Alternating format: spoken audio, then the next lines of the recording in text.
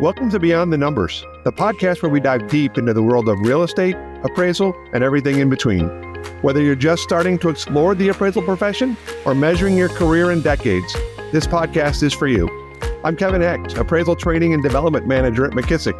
And each week, I'm thrilled to bring you expert insights, thought-provoking conversations, and stories from industry leaders, innovators, and disruptors.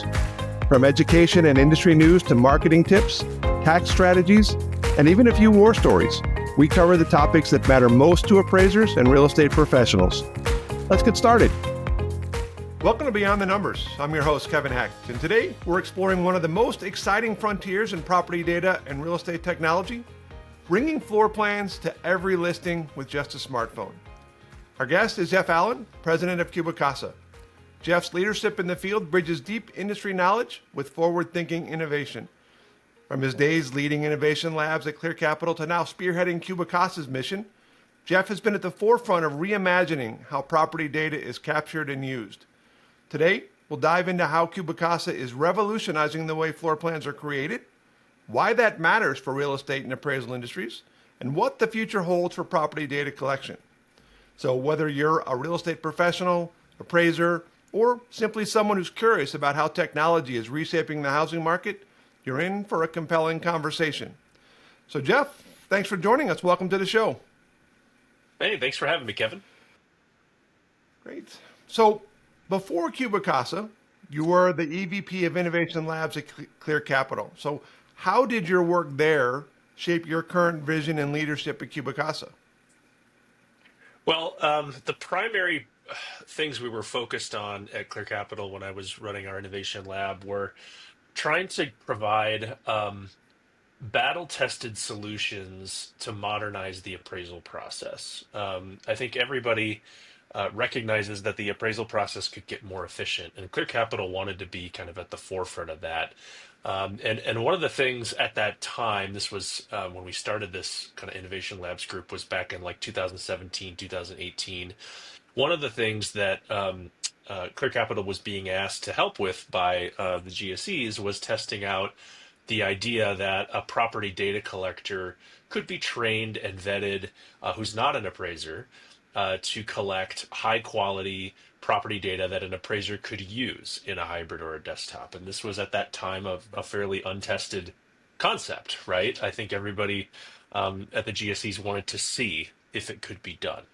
And so Clear Capital was asked to help out with some of those pilots with different lenders, and I helped kind of lead some of those initial pilots to say, okay, how's this going to work? How are we going to do this? And I think the thing we figured out very quickly was that the single hardest part of doing property data collection was getting the square footage right, getting it reliable, because you really we were trying to train non-appraisers in how to do the traditional hand-drawn sketching methods.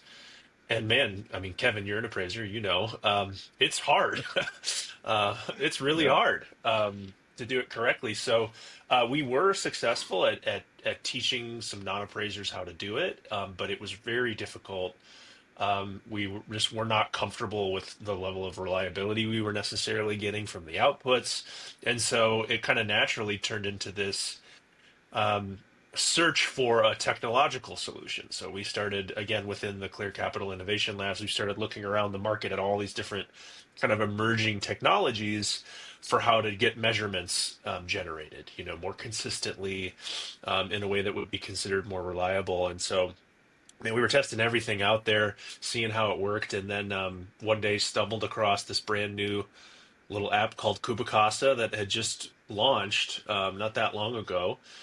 This was during the pandemic, so this was like late 2020 when we found it, and was like, wow, this is exactly what we're looking for, right? It doesn't require a lot of training to use. It can be used with the smartphone you already have in your pocket. There's just so much potential, right? So it really kind of blossomed from there, honestly. We were trying to solve a problem, and there was CubiCasa to help us solve it. Yeah, that's how things tend to happen, right? See a problem, solve a problem. And in appraisal, I think from a technology standpoint, we've seen so much change. I say this all the time. I think we're at a point in this industry of more change at one time than we've ever experienced in my 37 years of being an appraiser. But a lot of that, I think most of it is good. So for those people who don't know, who haven't heard about CubiCasa, so what exactly is it? What makes it such a game changer in real estate, and specifically for appraisers? So, CubiCasa is an app that anybody can download from the Google or Apple app stores, and you can use the smartphone you have in your pocket to create a floor plan from a simple 5 minute scan of a property. This and the 5 minute number is like for your typical 2,500 square foot home in the U.S. You're going to walk around the inside with your phone scanning. Takes about 5 minutes, as I mentioned. Doesn't require a lot of like steps for the user. Doesn't require you to go buy some tripod or special hardware. Like it just works out the gate, right? And you just walk and scan, and then our technology takes care of the rest. It delivers back the floor plan. So, what's unique about it is um, first, we worked really hard to develop ANSI aligned outputs. So we made sure that we have an automated method of calculating the GLA and producing GLA reports that show what's living area and what's non-living area. And so that's certainly, I think, unique from a tool this simple to use.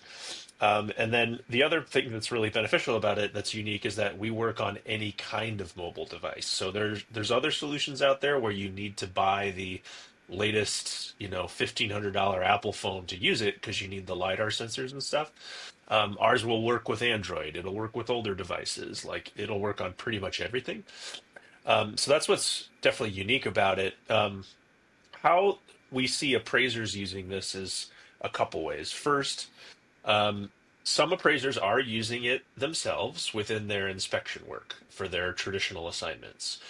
Be candid, this is not like a massive market for us. I think we've got a small group of core users who love it because it saves them time. But a lot of appraisers are still used to and prefer measuring the old school way, and that's totally fine. That is absolutely fine. Where we see appraisers using it in their traditional work actually tends to be really large, complex properties is where we see that a lot because hand measuring a 7,000 square foot home with tons of crazy angles is going to take you hours. But using our app, it's going to take you significantly less, right? Um, so we see a lot of that. And then the other way we see appraisers interacting with it is as a consumer of the output, both uh, in terms of like hybrid appraisals that are being done. Like we often see AMCs using our technology to help do property data collections so that their appraisers can then look at the final reports. And then we also see appraisers interacting with our floor plans in the MLS because we have actually our biggest growing segment is on the real estate side. We have agents and their real estate photographers using us to get a floor plan for the listing. And so a lot of appraisers are in the MLS then pulling that up as they're looking at comps and trying to make sense of the place. Yeah. So that's where I've actually seen a lot of your floor plans in MLSs. And I don't want to put words in your mouth, but I'm pretty sure one of your stated goals is to have a floor plan in every MLS listing. That's And I think that's 100% right. great. And I think if you're an appraiser out there and you have, concerns about technology, just think of how much that can help you when you're looking at your comps and how much that can make a difference in your verification of the information about the comparable properties. I mean, I've seen a lot of them. I think they're awesome because, again, it gives you just a different perspective that you can add to your analysis. How is the floor plan in every MLS going? What's the status and where are you at? Where do you want to be? How's that process Yeah, going? thanks for asking. So it is going better than we expected. Really, the team has made big strides in the last couple of years. So when we started on this big audacious goal of, hey, we're going to try and get a floor plan attached to every listing in the United States, we were starting from a really low point. Our estimate was that we touched maybe 2% of the listings in the US back in early 2022. The company was just really getting started. We really hadn't pushed a lot of go-to-market activities yet. And then now here we are, about 3 years later, we've signed more than 100 MLSs to partnerships. We've grown significantly with real estate photographers, who are our highest volume user group. And now we've reached a point where we estimate that we're on around 25% of the listings in the US. So in the last 3 years, it's been really big growth. But we got to keep pushing. We have big ambitions, Yeah. that we want it on every listing. It doesn't mean that a CubiCasa floor plan is going to be on every listing. We know there's other tools, and that's great. We just want there to be a floor plan on every listing, so that consumers Understood. win because consumers help better understand the property before they visit it. Yeah. Appraisers win because they get better information in the MLS. So it's a big mission that we're pushing for. That's awesome. Well, you talked a little bit about measuring the ANSI standards and things, and I know, look, just to be honest, there are skeptics out there about the reliability of the program.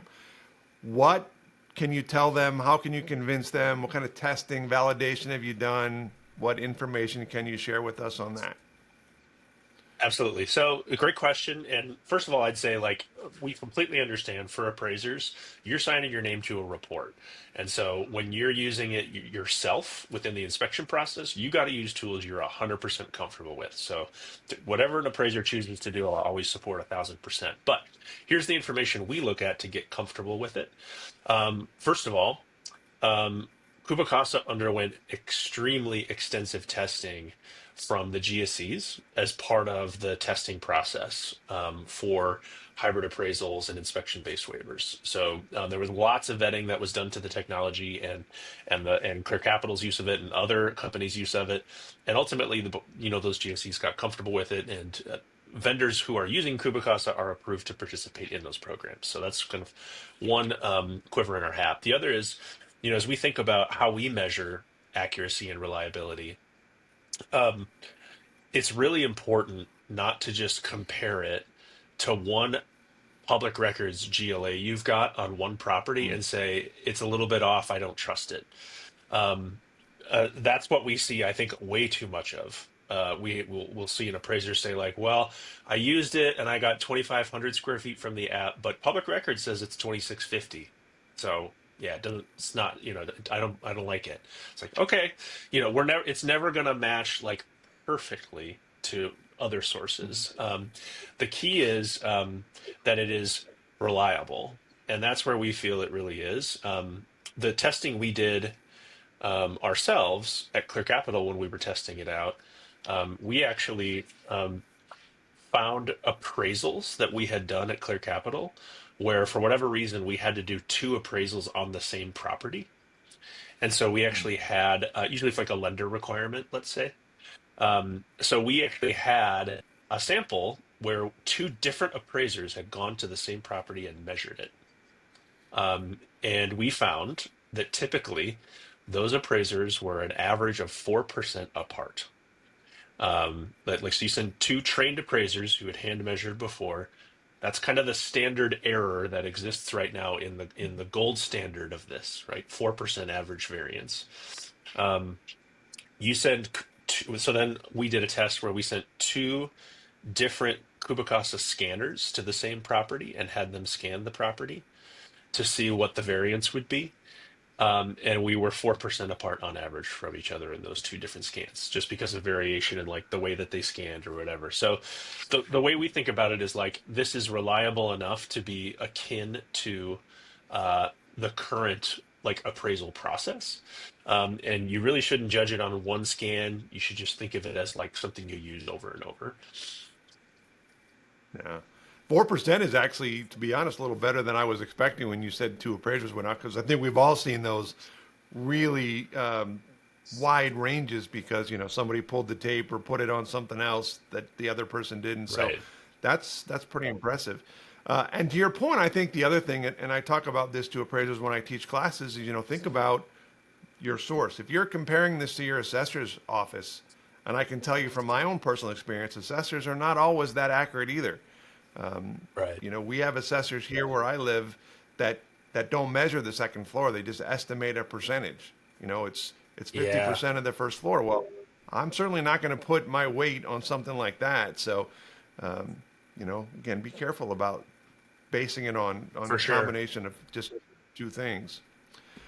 For sure. Yeah, Um, you have no idea what methodology an assessor used either, right? Like they're not all using ANSI, and when was the last time it was measured? Those that's a are good point. not easy questions to Yeah. answer. I taught a class recently, and there was an assessor in there, the chief assessor. I can't remember what the municipality was, but they were saying, we're never going to adopt ANSI, period. We're just not going to do it. We don't have to. We're not going to use it. So, right there, it's probably going to be different. So, to your point, make sure you know Right. what you're comparing. So, Yep. you talked a little bit about some of the challenges. What other challenges are you facing in terms of adoption? What are you doing to overcome those? Is it being received in the market overall? Yeah, generally, I think on the real estate side of things, like I said, we've had really, really great success the last couple of years, and the team's really, really proud and excited about it. I think that the challenge then always is how do you keep the growth going? Mm, We've jumped from 2% of listings having a floor plan to 25, and that's fantastic. But now it's okay. Now we got to get from 25 to 100, and that's kind of going to take some different tactics, right? So I think what we're trying to really hone in on now is how we get real estate agents and real estate photographers to stop making floor plans something you do on some listings and have it be something you do on every listing. Like just make it standard. Just make it the thing you always do because of the benefit it creates for the consumer and for the MLS and for the appraiser. So really, we have to find some new tactics that we can really get people to think of this as something that's a standard and not as an option. yeah. It's interesting because obviously today we have more pictures of the interior of homes than we've ever had before. You would think that that floor plan would just be a natural progression of giving the buyer potential buyer all the information that's out there. And again, I can't overemphasize what I've seen in the MLS and how much that opens my eyes to more information about the comparable property. So I am a big advocate of getting floor plans in every listing. So I'll keep pushing on my end, but not sure how much that's going to help you overall. Wait, now that we've got Kevin Um, behind us, nothing can stop us. just to well, so let me thank you, Lynn. Uh, so we know where you're at. What are the new development? Are there any new developments? Is there something within the program you're working on trying to improve on or change, or how's that Yeah. process? A couple things come to mind. First is definitely more of an appraiser type tool. We actually released it last year, but really excited to see more appraisers use it. And that's a feature we call snapshots. So when you're scanning, you can actually take photos as you scan now. And so then the photos are all saved to your phone. You can use them in an appraisal report, but we also can produce you can just download it right from CubiCasa, this snapshots report. So you can actually upload into your appraisal report, hey, here's all the photos that I took and the locations on the floor plan where these photos were taken. So it could be a nice addendum for a report, and it also eliminates the need for you to walk through the property twice. That was one of the big pieces of feedback we got from appraisers is, hey, I love this, but I'm walking through the house once to scan it, and then I got to go back through and take photos, Yeah. And so with this feature, the idea is, hey, you just walk the property once and get everything you need. So that came out earlier this year. That's definitely more of an appraiser focused tool. And then a product we're really excited about that's maybe more for the real estate side of things is our new virtual tour product, where a real estate agent or real estate photographer can upload their MLS listing photos to Kubicasa, and we have an AI tool that will automatically generate this like beautiful interactive floor plan experience to show, hey, this photo was taken here on this floor plan, and this photo was taken here, and so it gives another piece that you can put into the marketing of a property. Yeah. And still be beneficial for appraisers. I know some other organizations have something similar, and we've used those in some of the the hybrid appraisals that we've worked on in terms of getting that full immersion into the property just from sitting at your desk. So that's a pretty cool thing, I think. Yeah, exactly. All right. Really help you feel like you're there. Yeah, definitely. I'll put you on the spot just a little bit here. What is your boldest prediction for how property data collection is going to look in 5, 10 years? Boldest prediction. Okay. Well, I think the big change that's going to really impact it, and this not just for, you know, modern hybrid appraisal, but also for a traditional appraisal where the appraiser's going to the property, is just going to be this UAD 3.6 rollout. Um, that's coming in the next couple of years. You've probably taken a look at it, and I know others have too, but it is definitely a big move towards, I would say, like greater, for lack of a better term, conditionality in how data is collected. So the traditional data in a 1004 is kind of flat, right? It's like these are the data points I need every time. Just give me these data Right. points. And kind of what it's moving to is, well, if you see this, get a photo of it and then give a comment, Mm-hmm. right? And if you comment on this thing, then I'm going to need a photo of that, right? So it kind of creates this like interactive conditionality to it that I think is going to be pretty big change, for especially for appraisers to get used to. But I think the benefit of it is obviously way more robust information for collateral underwriting, much easier, hopefully much easier to read and underwrite reports for lenders because there's going to Yeah. be more and better information. But it's definitely going to be a big change. Yeah. I don't know how Yeah. bold of a prediction that is. I'm sure other people are making that prediction too, but it seems like it's coming. It is definitely coming, and just to put everybody at ease, or let me give this public announcement, right? Don't freak out if you're an appraiser about this, because to your point, Jeff, I think I have seen UAD. I've been at the GSEs as we walk through the training process, and I think it's going to make the job of an appraiser. It's going to be different, but it's also going to be better because the new report, because I don't want you to call it a form, follows the appraisal process better. And to your point, see something, take a picture of it, talk about it. You don't have to go to page 4 of the addendum and all that kind of stuff that we, all are frustrated by when we put something in the report and somebody calls and says, hey, can you talk about this? And you say, it's already in there. Now it's going to be where it's supposed to be. And so I think that's going to be a big help if appraisers can just get past the idea of, hey, here's another change in technology. Which brings me to my last question. So you've had a pretty expansive career, kind of on the tech side in real estate, right? And we know that technology is changing rapidly in this business, and it's going to continue to change. So if you're somebody looking to do something on the real estate tech side, what lessons from your own journey would you pass along? Wow, great question. Um, a few thoughts. I think first, try when you're thinking about what to do in your career, try to stay close to new innovative things that are happening. Like if you see an opportunity to join a company that seems like they're on the forefront of doing something interesting, I'd say try to take it, all other things being equal. If you see a project where you've got a chance to stretch your skills, take it. I think that's been the biggest thing I've learned is like you need to follow your nose towards the challenging and fun problems to solve, and then good things happen. Um, Yeah. so definitely that. And then I think what is new for me too in the last couple of years, but I'm learning a lot, is AI. I think it's going to be incredibly impactful. I don't know what that means to an individual appraiser necessarily, but for almost, and maybe even for appraisers, but definitely for everybody else, it's like you got to learn this stuff. You got to learn how to use it. You got to learn how to be really proficient with it because it can. I've learned in myself in the last year or so, I can 10x what I can get done in a day if I just have ChatGPT open and I can get help with this or help with that.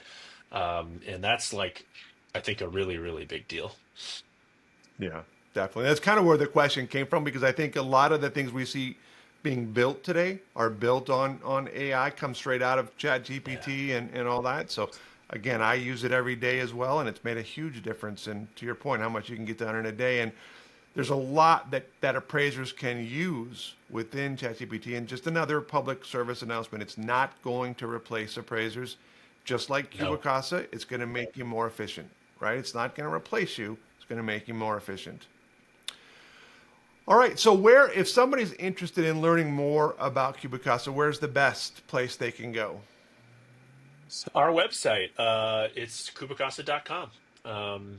Pop in, visit, check us out. And then I would just encourage anybody, if you want to if you haven't tried us before, just download the app and test it out. The first one is always free, and then the GLA is pretty affordable after that, $15 per scan. And we always love more users joining the platform. Awesome. Well, Jeff, thanks so much for joining us, giving us that background. Good luck as you continue on your quest to get a floor plan in every MLS, because again, I'm all for that. So hope to see that come to fruition here pretty soon. Thanks, Kevin. Appreciate having me on. Thank you. That's it for today's episode of Beyond the Numbers. Thanks for tuning in, and I hope you found this discussion insightful and inspiring. If you've enjoyed this episode, don't forget to subscribe and share it with your fellow appraisers. See you next time. Thank you all very much. Thanks for tuning in to this week's Beyond the Numbers. If you'd like to stay at the forefront of appraisal news, boost your career, or just learn more about the profession, be sure to subscribe to Beyond the Numbers with McKissick Appraisal at Apple Podcasts, Spotify, or wherever you get your podcast. Thanks for stopping by.